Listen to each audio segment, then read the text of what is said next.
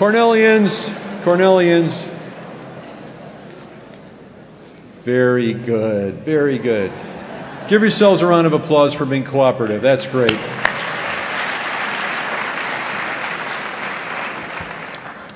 Well, good afternoon again, and welcome to the 2012 Olin Lecture. Each year, this event presents a widely acclaimed speaker addressing a topic relevant to higher education and the current world situation.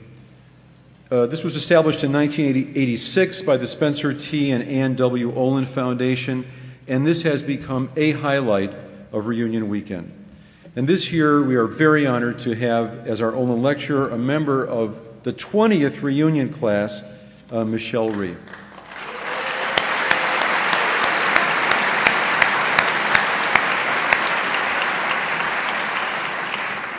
Ms. Rhee is the former Chancellor of the Washington D.C. public school system and the founder and CEO of Students First, an advocacy group that, according to its mission statement, is working with parents, teachers, administrators, and citizens across the country to ensure great teachers, access to great schools, and effective use of public dollars. Ms. Rhee earned her Cornell degree in government in 1992 and began her teaching career with the nonprofit Teach for America. After 3 years working in an inner-city school in Baltimore, she enrolled in the Kennedy School at Harvard and earned a Master of Public Policy degree in 1997. The same year began her own nonprofit, the New Teacher Project, which actively recruited teachers for urban school districts across the country. In 2007, she was tapped by Mayor Adrian Fenty to head the Washington, D.C. public school system, which serves more than 47,000 students in 123 schools. Her very, very strong radical changes there raised test scores, improved graduation rates, and brought increased enrollment to the district for the first time in 40 years. She appeared on the cover of Newsweek in 2008 and earned praise on Oprah and Bill Maher's Real Time. But she left after 3 years to form the advocacy group Students First. As she described it at that time, working in education over the past 20 years, time after time, I saw obstacles keeping kids from getting what they needed from their schools. I started Students First to change that. Schools exist to give kids the skills and knowledge necessary to succeed, and every decision has to revolve around that. Michelle Rhee now spends much of her time speaking to groups across the country on behalf of Students First. We are honored that she has made time in her schedule to serve as the 2012 Olin Lecturer, and as I told you, heroically got to Ithaca. Please welcome the 2012 Olin Lecturer, Michelle Rhee.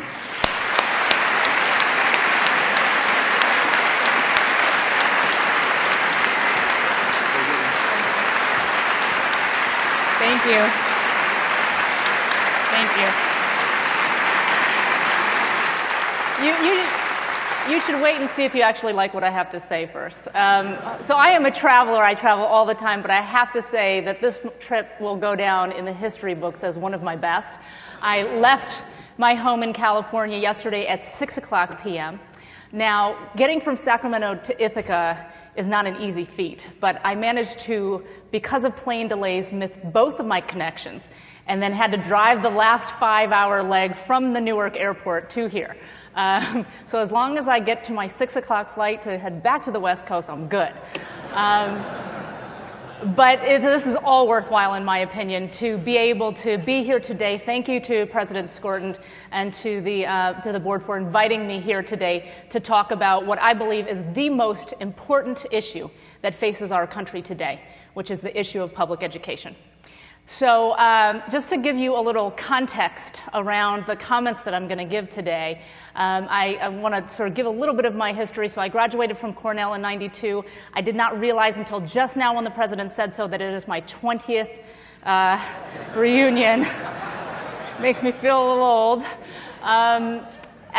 So I graduated from Cornell. I joined a program called Teach for America. I went to teach at inner city Baltimore for 3 years, then went and got my degree in public policy from the Kennedy School, and then started an organization called the New Teacher Project, which recruited teachers into inner city and rural school districts across the country.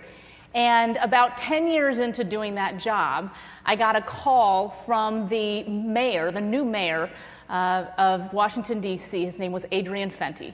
And he called me and said, we'd be interested in having you come and run the school district. I just took over control of the schools. We got rid of the school board. We now have mayoral control. We think that this is a once-in-a-lifetime opportunity. Why don't you come in and do it?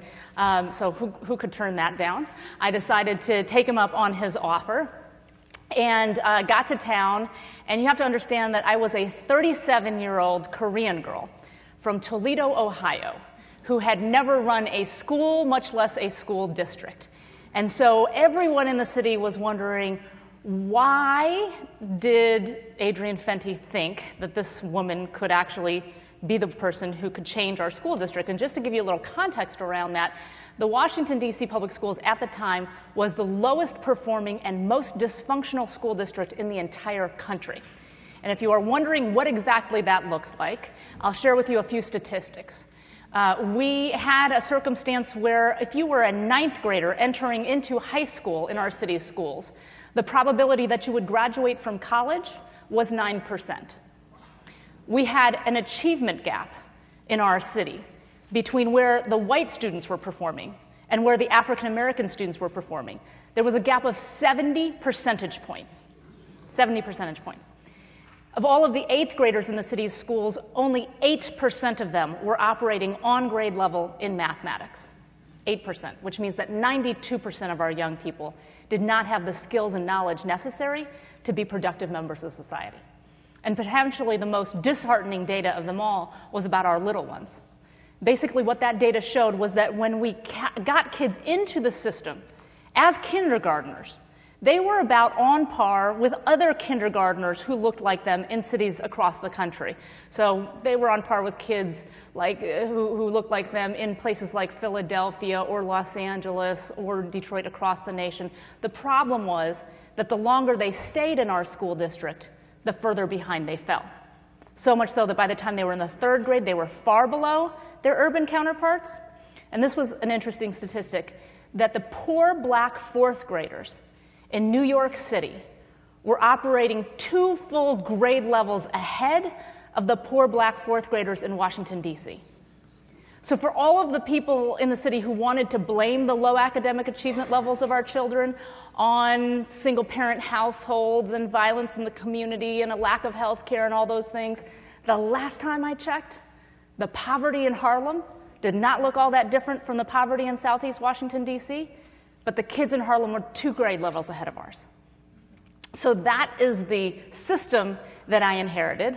And as I told you, the overwhelming thought when I was announced as the mayor's pick to run the school district was, what on God's green earth is Adrian Fenty thinking?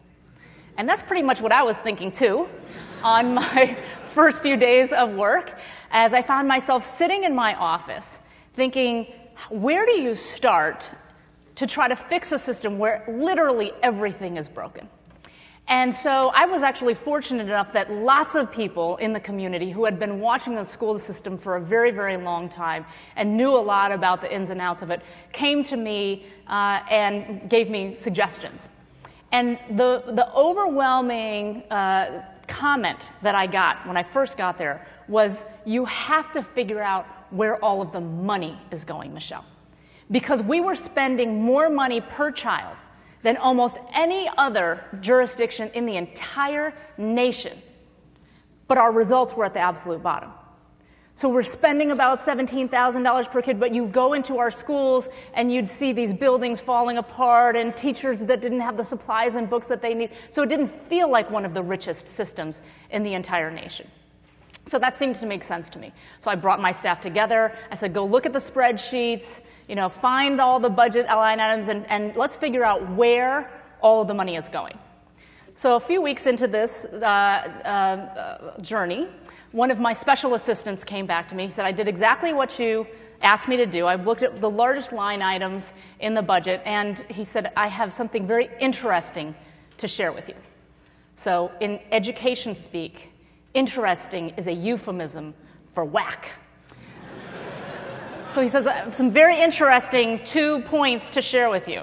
I said, okay, what's the first one? He said, well, we spend about $90 million a year transporting a few thousand special education kids through the system. So I'm doing the quick back of the envelope math, and it turns out that it's about $18,000 per kid just for bus routes. I said, you know what, this is actually a very, very good news, because then, I don't know anything about running bus routes, but I know I can do it for cheaper than $18,000 a year. Because for $18,000 a year, you could buy the kid a Saturn the first year and a personal chauffeur for the Saturn every year after that. Surely we can make this more efficient. We can take the savings, push it back down to the classroom where it belongs. This is actually a good thing. He said, not so fast. So the problem is that the district had done such a poor job of transporting special needs kids to their school placements in the past that now we are under a court order, a consent decree. And there's this guy, he's called the court-appointed special master. And he's responsible for running the transportation system and getting the kids to school. And as long as he actually delivers the children to their school placements, he's allowed to spend as much money as he wants, and all we can do is pay the bill at the end. We have no ability to control costs. I said, that is the craziest thing I have ever heard. He said, that's because you haven't heard my second tidbit yet. He said, I'm trying to figure out where are all these kids going. The city is only a few square miles high and wide. And so even if all the buses did was run rings around the city all day, it's still hard to understand how we could be spending $18,000 a year. So what I found out was that we were just not transporting the kids well, but we were also not providing them with the education that they needed, the supports and the resources that they needed to be able to be successful. So what would happen is the parents would sue the school district. They would win because the school district was very inept and couldn't, sort of argue back about what we were doing. And as a remedy, what the courts would most often do is say that the child had a right to go to a private school and that we had to pay the tuition. So we were literally sending kids all across the region to schools in Virginia and Maryland, et cetera. So they were literally, some of them were on the bus for 2.5 hours one way and then back, et cetera. So that's what it was taking. And you might have 10 kids living in one apartment complex, but all 10 of them were being sent to different private schools. So you'd have 10 different buses with 10 different bus drivers and 10 different bus matrons, all which were carrying one child to go to their individual private school. So I said, you are right. That is even crazier than the first thing. I said, how is it? I mean, I knew a lot coming into this job about the dysfunction that we were going to be dealing with, but I had no idea that we were going to have to pay private school tuition for kids. How does that happen? He said, well, that's what I looked into. I was trying to find out, how do we get to this place? And he said, let me just give you an example of what I found. He said, I found one mid-level bureaucrat in the school district. And she, in 1 week, made 2 mistakes. With one kid, she didn't fill out a form she was supposed to fill out. And with another kid, she didn't have a meeting she was supposed to have. And in both of these circumstances, it resulted in these 2 children getting sent to a private facility that cost this district $224,000 a year in tuition. So I said, well, I'm going to have to meet this lady.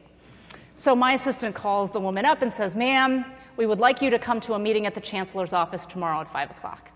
And she said, well, I'm going to have to check with my supervisor on that. And my assistant said, ma'am, the chancellor is your supervisor. She's everyone's supervisor. She said, okay, well, fine, I'll come, but I'm going to bring my lawyer with me. He said, bring whoever you have to bring, just show up for the meeting. So the next day at 5 o'clock, I walk into my conference room. The lady is sitting there. I sit down. I said, so I understand that you had a question about whether you should come to this meeting. She said, no, I'm sorry. I was a little freaked out, but I'm good now. I'm here. I said, great. I pulled out the files. I said, this kid, you didn't fill out the form. This kid, you didn't have the meeting you were supposed to have. I said, you've cost this district nearly $500,000 with the mistakes that you've made. Help me understand how this happened. She looked at me and she said, well, what you need to understand is that I am a very busy person. She said, I have a lot of stuff on my plate. I got meetings to go to, I have papers to fill out, lots of kids, you know, under my jurisdiction, and so things are going to fall through the cracks. That's just the way it is. And I looked at her and I said, no, you need to understand that if you believe this job is too big for you, then you need to go find another job. I said, but if you are going to take the paycheck home every other week, then you must take full responsibility for doing everything within your job purview and doing it well. She looked at me and she said, but that's not fair. I kid you not. And it was after multiple conversations like that that I did what I think any CEO in a turnaround situation like this would do, faced with similar obstacles. I started to fire people. That did not go over particularly. You might like it. They didn't like it so much. So I started to fire people. A couple days into doing this, my then general counsel runs into my office. I had an open door policy, so he runs in, shuts the door. I knew I was in trouble. He said, Chancellor Rhee, you have got to stop firing people. I said, why? If people are not doing their jobs and we need to move them out and we need to move people in who can do those jobs. And he said, welcome to the D.C. public schools, where we never fire anyone. And I said, you know what? You're exaggerating. I know this because I've talked to lots of people in the city. They told me that there is a process that you can go through. I don't want to break any rules. Just tell me what the system looks like and what do I have to do, and I'll do it. And he said, well, there's only two ways that you can fire an employee from the public school system. I said, okay, give me the first way. He said, you have to have done something egregious. I said, well, that's perfect because everybody that I'm talking about is egregiously incompetent. And he said, no. Egregious is there's only two definitions, really. One, either you have to have hit a kid, and we have to have a videotape to show it, because the principal and 5 other teachers seeing it is not enough. Or you have to have stolen money from the district, and we kind of have the bank receipt to show it. Short of that, nothing counts as egregious. I said, okay, well, that's not good news. Give me the second way. I can terminate somebody. He said, well, you have to show a recurring pattern of incompetence. And I said, well, these people did not magically become incompetent the moment that I walked in the door. Clearly, we ought to be able to show a pattern. He said, that's what you would think. But what you don't know, Chancellor, is that for the last 10 years in the central office, no employee has received a performance evaluation. And in order to meet the legal letter of the law of showing this recurring pattern, you have to show the documentation. And we don't have any documentation to show that pattern, so you can't fire anybody that way either. I said, okay, that's really, really not good news. Well, what am I supposed to do with these people then who are not doing their jobs here in the central office? They're not serving the teachers out in the schools or the kids, their families. What do we do with them? He said, well, you can do what we normally do. We put them down in the schools. And I said, are you kidding me? I'm trying to get these people away from children, not put them closer to. So I sort of made an executive decision that I was going to send these people home for a little while, because if you think about it, the employee that I talked about makes about $40,000 a year. If she comes in for 1 week, makes 2 mistakes that cost me $500,000, my best cost-cutting mechanism is to let her stay at home for a little while.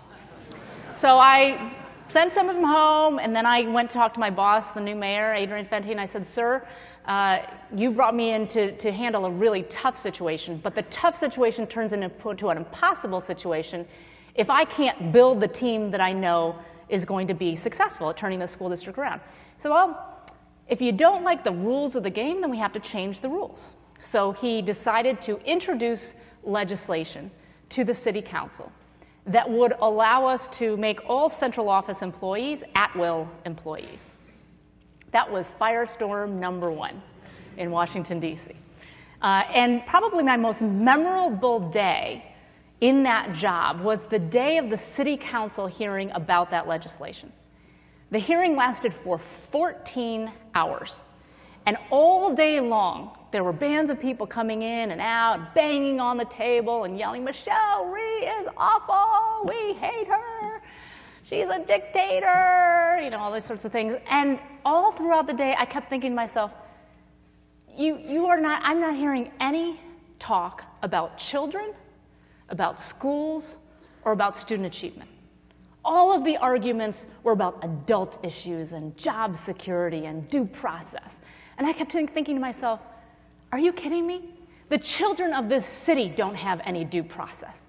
If you are a kid who just finished the 3rd grade and you don't have the 3rd grade skills, you can't go to some appeals board somewhere and say, excuse me, please refund my parents' taxpayer dollars back because I didn't learn what I was supposed to as a 3rd grader. No, we would just pass you along to the next grade without knowing what you needed to know, create a generation of people who have one of the highest adult illiteracy rates in the entire country, but everybody got to keep their jobs and their contracts and be happy.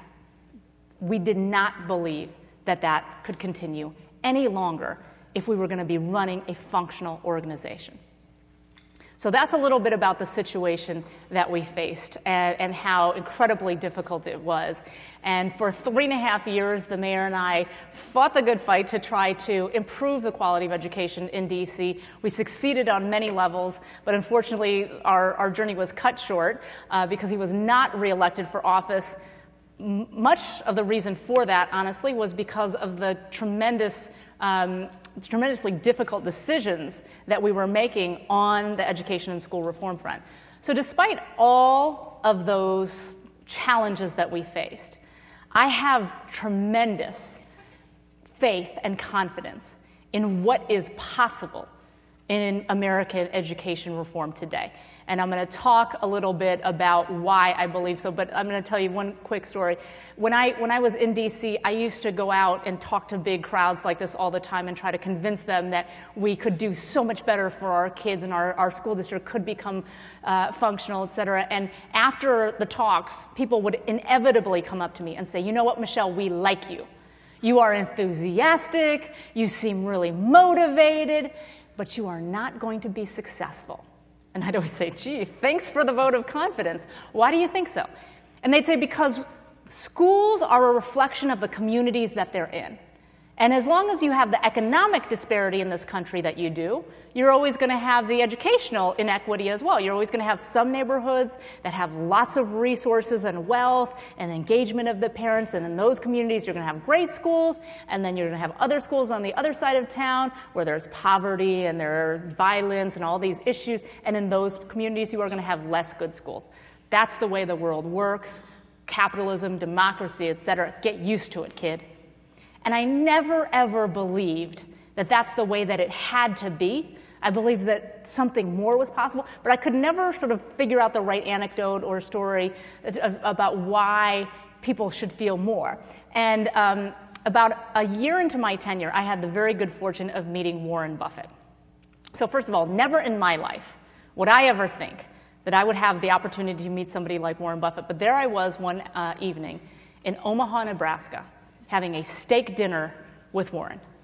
And halfway through the dinner, this guy looks up at me and he says, you know, Michelle, it is very easy to fix the problems in public education in America today. And I said, super, Mr. Buffett. Why don't you tell me what that is so I can run back to D.C. and implement it? He said, all you have to do is make private schools illegal and assign every child to a public school by random lottery. So think about that for a minute. If we would have done that in Washington, D.C., which means that every CEO's child, every ambassador's child, every congressman's child, and the president's 2 babies all got assigned to a random D.C. public school by lottery, which means that a huge proportion of them would have been going to Anacostia for school every day, I guarantee you that you would never see a faster movement of resources from one side of the city to the other as you would in that circumstance. And I also guarantee you that very quickly we would have a system of excellent schools. So the question in my mind is not, is it possible to do this? The answer to that question is absolutely it is. The real question is, do we as the adults in this society have the wherewithal that it would take to make the incredibly difficult decisions necessary to make this a reality for all children? And the answer to that question so far has been no. But this is why, now I'm going to get optimistic, but let me tell you a little bit about why I think that we are at a seminal moment in our country's trajectory And 3 things that I think that we can do that would absolutely change the course of our nation and of our nation's children. The first thing that we have to do is we have to begin respecting teachers for the incredible professionals that they are. People every day, when I was in D.C., I would walk up and down the streets and they'd say, "Oh, you have the hardest job in the city." And I'd say, "No, I don't.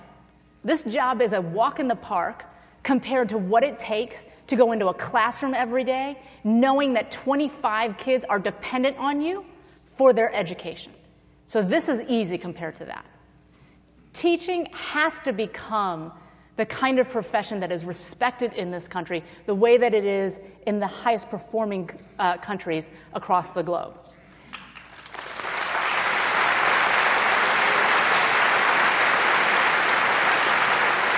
And but at the same time, there's a very disturbing debate that's going on right now in this country where you have some education advocates saying, you know, there's really nothing that teachers can do. You can't hold teachers accountable because the kids are coming to school with so many deficiencies and problems, and what can teachers really do? Now, let me say this. We cannot expect teachers to solve all of society's ills. That is not at all realistic. However, I very strongly believe that teachers and educators can make a huge, huge difference in the lives of children. I refuse to believe that what we do in schools doesn't matter. It does. And let me tell you a quick anecdote on this. So I used to visit schools as often as I could when I was in D.C. But after the first few trips that I made, when I'd show up at the school and I'd kind of tell them that I was coming, they'd like bring out the pep band and the cheer squad and all this sort of stuff. I thought, that's not what I want to see. I actually want to see what's going on a day-to-day basis in these schools. So I decided to start doing unannounced visits. So on this one day in particular, early in my first year, I visited a school in one of the most downtrodden parts of D.C. The murder rate's extraordinarily high, violent crimes, et cetera. The school that I chose, across the street from it is a liquor store and a nightclub. And as I was walking up the front walk into the school, there were broken beer bottles and syringes and cigarette butts. I mean, it was sort of the picture of urban blight. So I walk into the school, choose a hallway to go down, pick a random classroom and walk in. What I saw was absolutely unbelievable. It was a teacher who was bounding around the room. She was full of energy, and there are 30 kids in the class, all transfixed on this teacher. And they're you know, she's asking questions, and they're answering, and they're all engaged. And I'm sort of picking up from context clues that they are doing a unit on Greek mythology, and that they're reading a chapter book together. And the book is about a group of kids, their age, who traveled back in time, back to the time of Greek gods, and they were at the part of the story where they wanted to go home because they'd had their adventure. So the teacher says to the kids, please look up at the posters around the wall. And she'd created these posters. Each one was of a different Greek god and what they were the god of. And she said, if you were one of these kids and you could only choose one god to call on to help you travel back in time, which god would it be? So I look at the posters. I got my answer. Good. First kid raises his hand. He said, I would choose Zeus because Zeus is the god of gods. He's the boss of everybody else. If he tells you to do something, you have to do it. So I figure just cut out the middleman, go straight to the big guy. It's like, that's a pretty good answer. Second kid raises her hand and she said, I would choose this god. It was the god of women, children, and families. She said, these are kids that we're talking about. These are her peeps. She's got to take care of them. So I would definitely choose her. I thought that's another good answer. Third kid raises his hand. He said, I would choose this god. It was the god of art, music, and literature. So I'm thinking to myself, okay, kid, that was a total misfire. Then the kid goes on to explain. He said, as you'll remember from earlier in the story, the way the kids got transported back in time was because they had dug up an old Greek lyre, and they strummed the strings of the lyre. And that's how they got back in time. And so I figured if they got to go back, it has something to do with the lyre, they should call him the god of music. I said, pretty good. These kids gave 6 unbelievably creative and innovative answers before somebody came up with my ever lame answer of the god of travel. And I thought, this is exactly what you want to see in a classroom. All of the kids 100% engaged, using their critical thinking skills and their analytical skills, and this teacher who's inspiring them to just use their brains and love it. So I walk out of that classroom, I am happy. I walk into the classroom directly across the hall to the exact opposite situation. I nearly bump into the teacher in this classroom because she is standing firmly in the doorway and she is yelling at the kids. I told you to be quiet. I don't know why you're not listening to me. All day, every day, it's the same thing. I'm tired of this. I am going to count down from 10, and by the time I get to 0, I want everybody's mouths closed. 10, 9, 8, and then she starts flicking the light on and off. 7, flick, flick, flick. 6, flick, flick. 5, flick. She's like, I'm waiting, I'm waiting. You could tell the kids were saying, we're waiting too for something to happen. I sat in both of these classrooms for no more than 10 to 15 minutes apiece.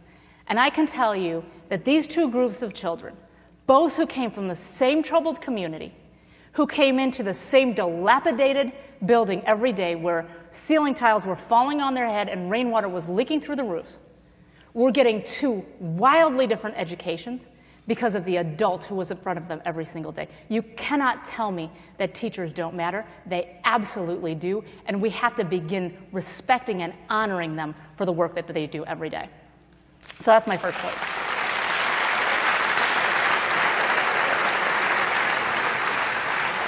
The second thing that we have to do, and this goes over like sometimes, not so much other times, we have to regain the American competitive spirit. We have gone totally soft as a country. We are so busy trying to make children feel good about themselves that we have lost sight of doing the things that are necessary to actually make them good at anything.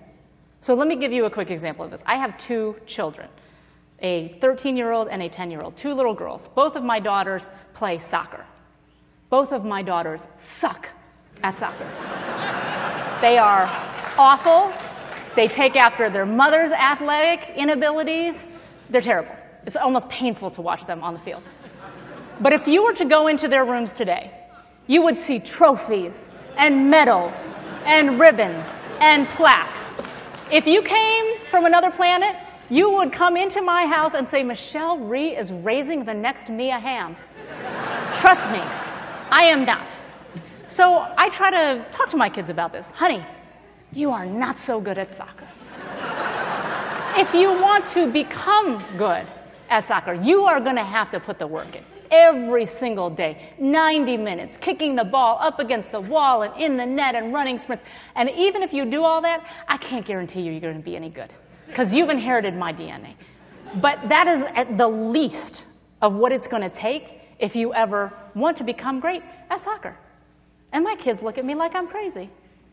Like, lady, do you need me to bring the medal down so you can see it?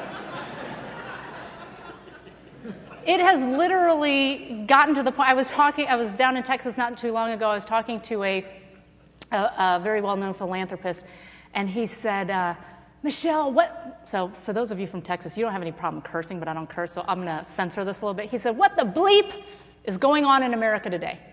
He said, last summer, I had to attend my great-grandchild's summer camp awards ceremony.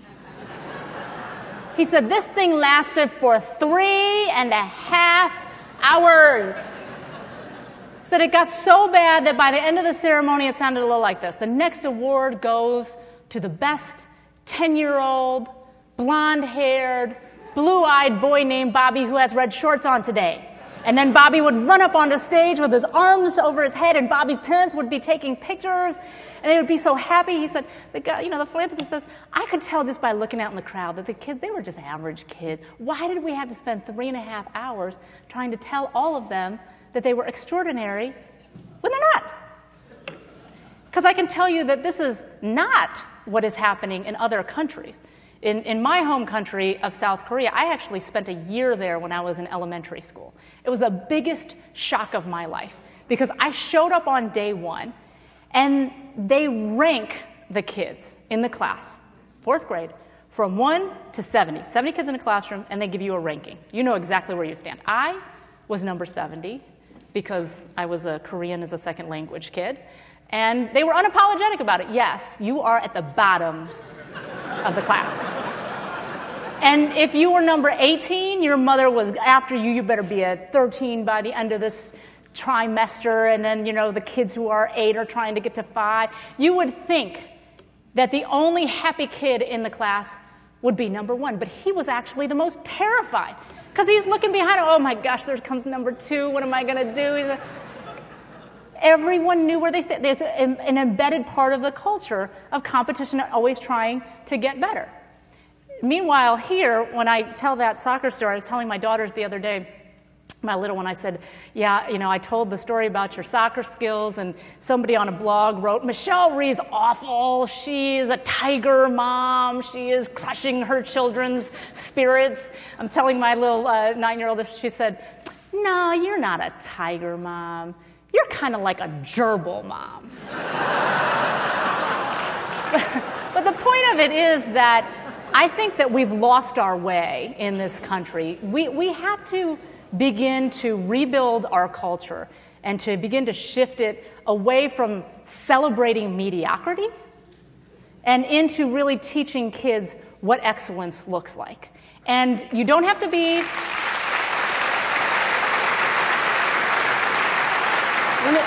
Let me be clear. You don't have to be a tiger mom and make your kid practice piano for 3.5 hours in the rain to do that. People sort of polarize things to extremes. And what I'm saying is that there is a balance in the middle where we, at the same time, encourage our children and talk about the potential that we see in them, but we also set a very high bar for excellence and let them know that the only way that they're going to get there is through hard work and perseverance. Doing anything less for our kids is not setting them up for success in the long term. So regaining our competitive spirit, that's the second thing. The last thing that I think we have to do as a country is to stop thinking about everything along party and partisan lines.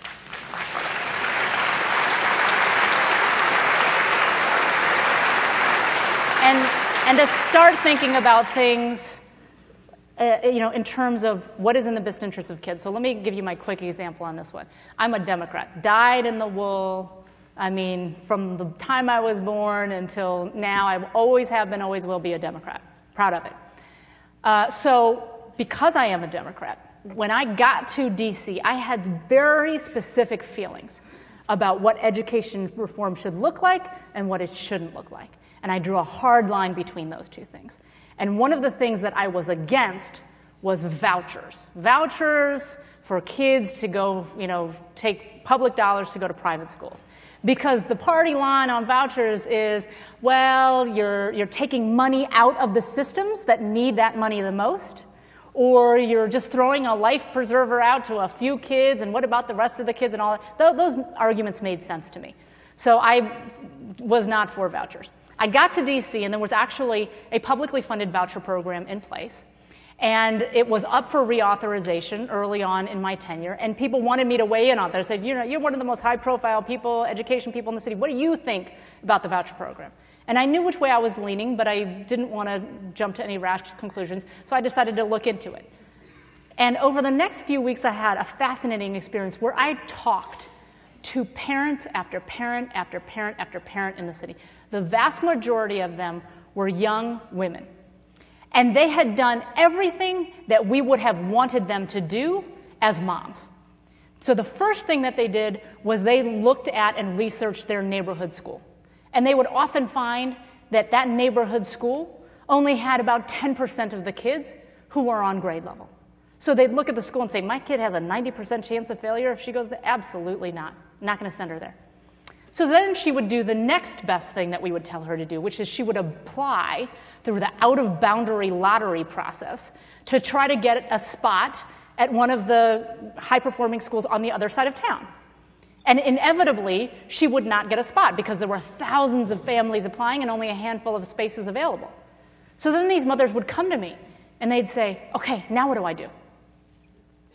And when faced with a woman who had kids just like I did, and looking at the situation that she faced, which was that her neighborhood school, in all likelihood, her child was going to fail, I thought, I can't deny this lady a $7,500 voucher, which is, by the way, a whole lot less than what we're spending per kid in the district, so that she could maybe take the kid and go to one of the Catholic schools in the area and get a great education.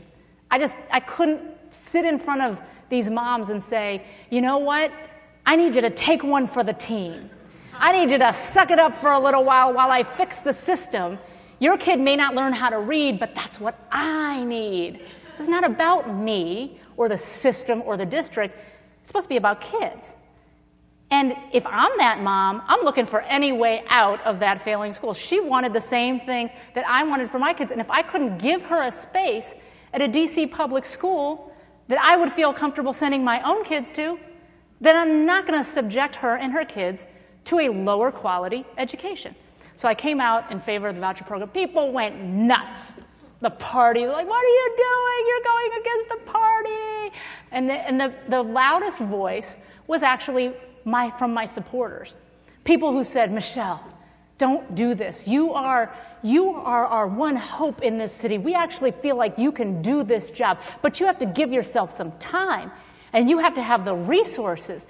If you're allowing this program to take kids out of the system, then you're losing enrollment and you're losing money, and that's just not going to be good for you. It's not setting yourself up for success. I said, here's the thing you don't understand. My job is not to protect and preserve this system that has been doing a disservice to children. My job is to make sure that every kid in this city is getting a great education. I am agnostic as to the delivery mechanism. If they're getting a great education in a charter school, so be it. In a private school through a voucher, great. In one of my traditional public schools, super. What we should be focused on is not what kind of school it is, but what kind of results they're providing for kids.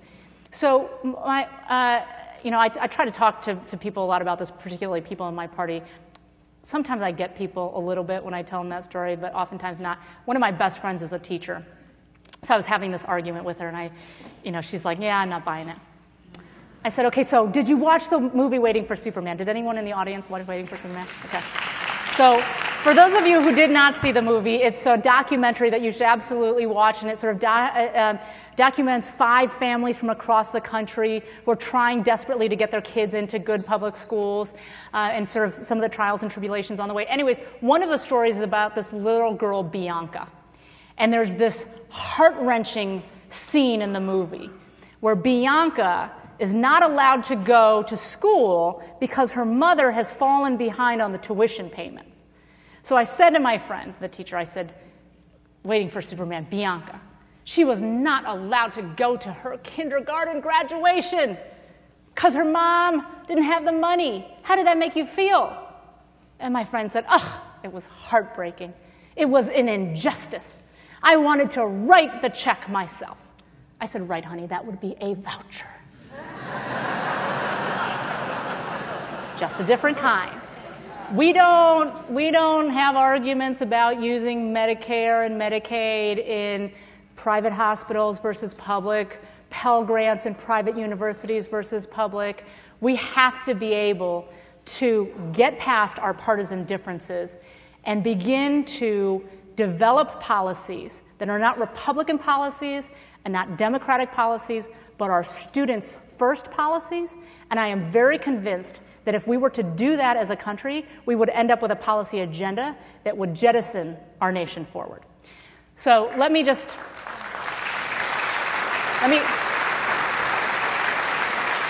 end quickly on this note. I believe that public education is supposed to be the great equalizer in our country. It is supposed to be the thing that ensures that it doesn't matter if you are black or white, rich or poor.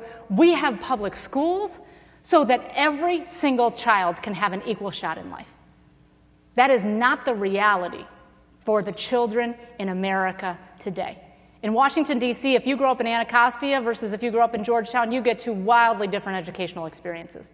That essentially means that we are allowing the zip code that a kid lives in and the color of their skin to dictate their educational attainment levels and therefore their life chances and their life outcomes. We as a country are now at the bottom end of the entire globe on social mobility, which means that if you are a child born into poverty in this country, the chances that you will ever escape poverty are slim to none. That is the most un-American thing I have ever heard. It goes against every single ideal and value that we hold as a nation. If we are going to live up to our promise to the children of our country, that we are the land of opportunity, then we must ensure that every single child, regardless of where they live and what they look like, can have access to a great education through excellent public schools. Thank you.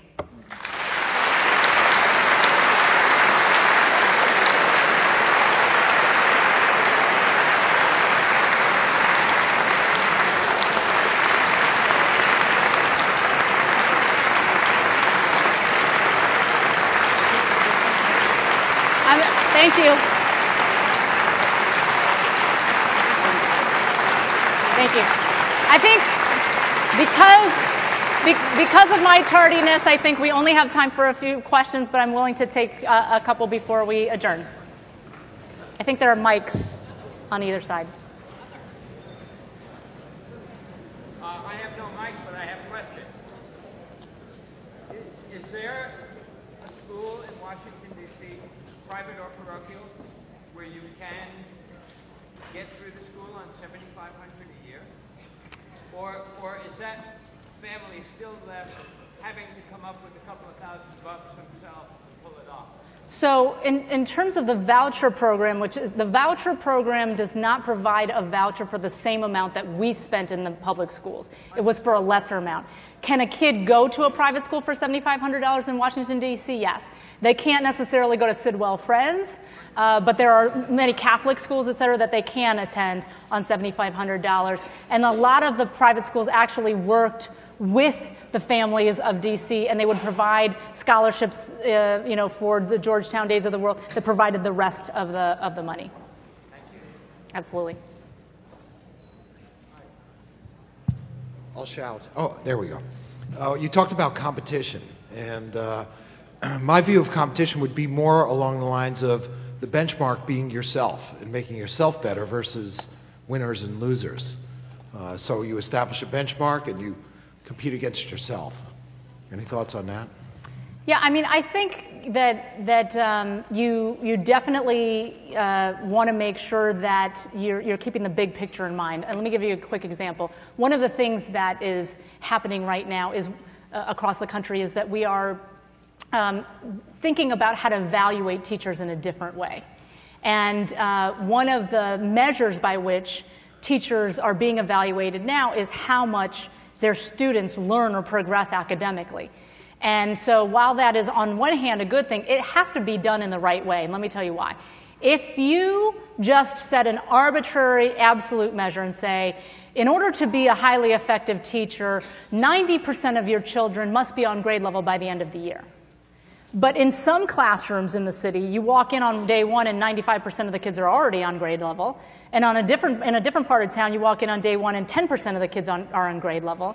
You can't have the same expectation just after 9 months of school that those people are going to have the same outcomes for their kids. So what we advocate is what we call a value-added growth model, which takes into account where did the exact kids who are in your classroom, where did they start the year and where did they end the year? And how much growth was there? So that, I think, is the right way to do it, number one. But in the longer term, we have to have high expectations of all kids. Yes. Hi, so I worked in the central office of an urban Connecticut school district for 4 years. I'm sorry to hear that. Ironically, the motto was kids first. And on one of my first days on the job, someone who had been around for 20, 30 years took me aside and said, you look really eager and ambitious, and I just want to tell you, don't work too hard, maybe 20, 30% of maximum effort, or you're going to get us all in trouble. And that was a true story, and it was really scary. I'm curious about the policy initiatives that you're in favor of. I know that you went to the wall for the issue of at-will employees and having more control over the school system, and it's something that I think someone had to be first in taking a crack at it, and I give you a lot of credit for that. What are some of the other policy issues? Is that one that you think is going to get through at some point in urban districts, or are there others that you think are going to be, they're going to open the door to trying to turn the door around on urban education? So I just started a new organization about a year ago called Students First, and if you go on our website, you can see 37 different policies that we advocate for. I'll just give you, talk a little bit about teacher evaluation as one of them.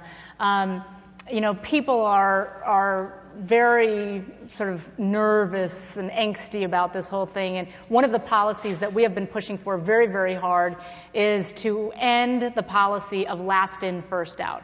So this policy says that in a time of a budget crunch or crisis, if you have to lay teachers off, you must fire the last person hired regardless of performance. If you are the newest teacher, you've got to go. Well, we happen to know that this makes absolutely no sense for kids. It means you end up firing some of your best teachers, you have to end up firing more teachers, et cetera. So when I was in D.C., this is the interesting thing, I implemented this policy. We had to do a layoff of about 250 teachers. I said, this is an unfortunate situation, but if we're going to do it, then we should let go the people who are adding the least value to the school system. And this is what was amazing to me.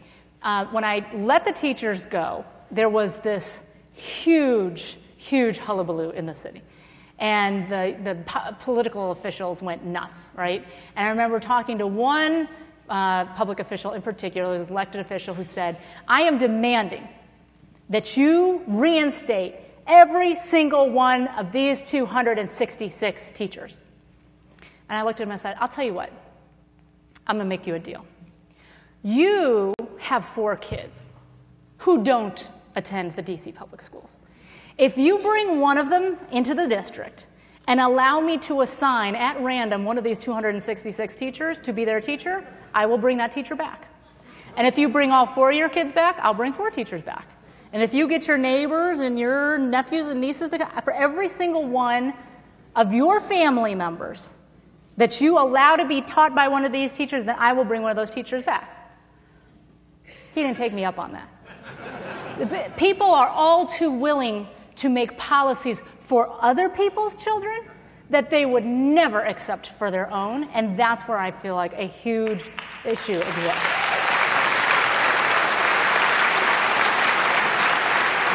Okay, we have time for one more. Yes, ma'am.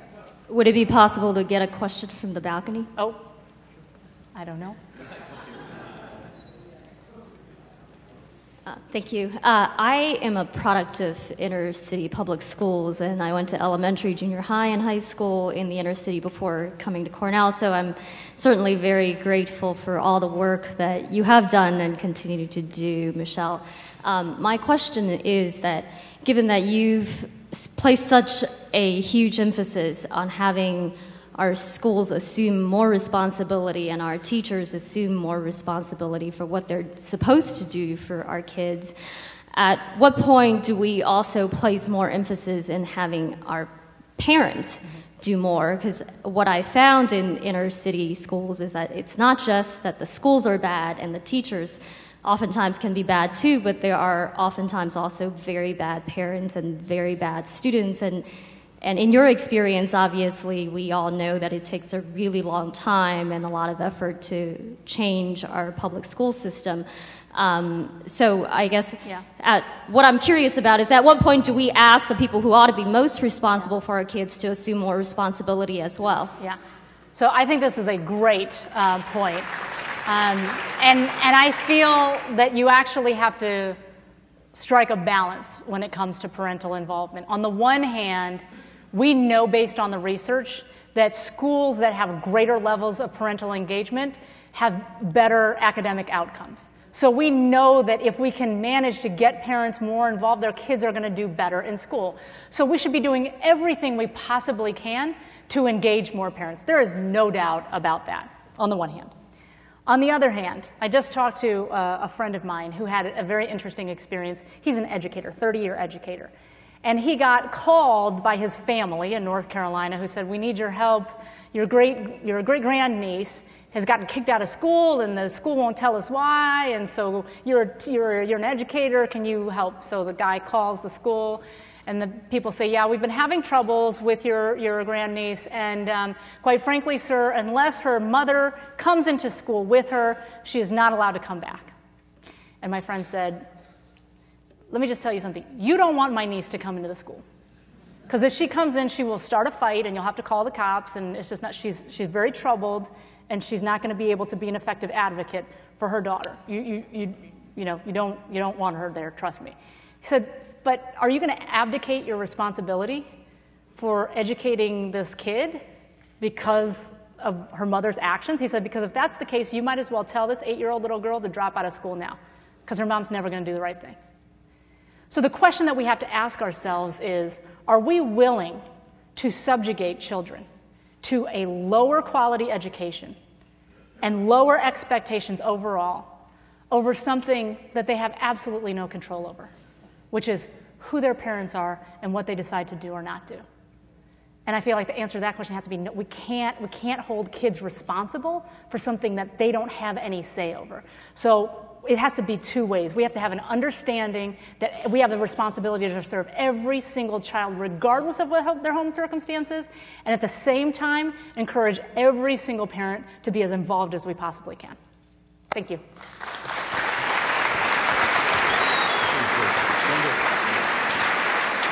One more time, I want to thank Michelle Rhee, class of '92.